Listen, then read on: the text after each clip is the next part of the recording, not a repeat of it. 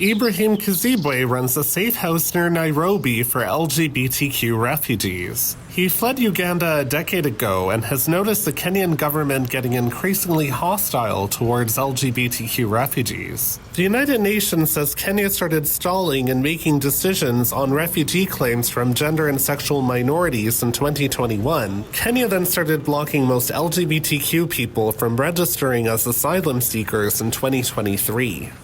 So there is that gap between the UNHCR now and the government. They are no longer working together when it comes to LGBTI. There is even when they had stopped completely registering.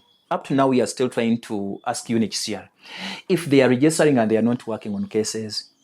What is the essence of then registering queers? Because at the same time, to receive services, you must be registered. But at the same time, there are things you cannot even have if you are still an asylum seeker, like mostly for the jobs here.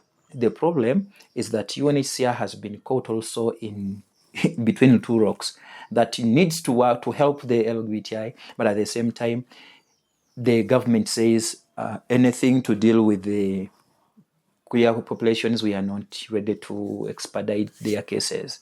The Kenyan official overseeing refugee programs told a forum in August that he doesn't believe gender identity or sexual orientation are valid reasons to claim asylum.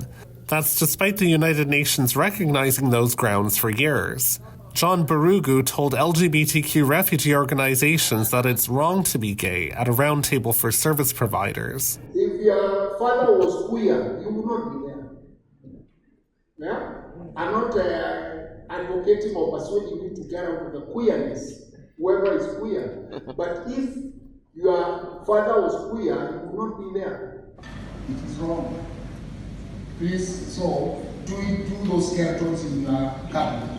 Not so it's not a right as far as I'm concerned. And it's not a right as far as the government is concerned. And I want to be told otherwise. And when the policies will change, we will state as much.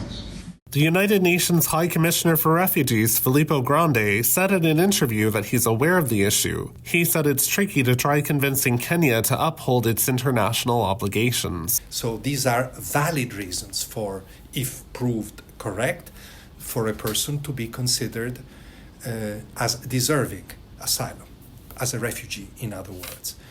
Having said this, there are countries that accept and cooperate on these issues, and there are countries which, where for many reasons this is more complex, either culturally or politically. And we, everywhere this happens, we try to negotiate for these processes to apply to such asylum seekers, to these asylum seekers. Do we always succeed? No. Sometimes we don't, sometimes we do. In many cases, we have to proceed rather discreetly, not to jeopardize, not to put at risk the people themselves.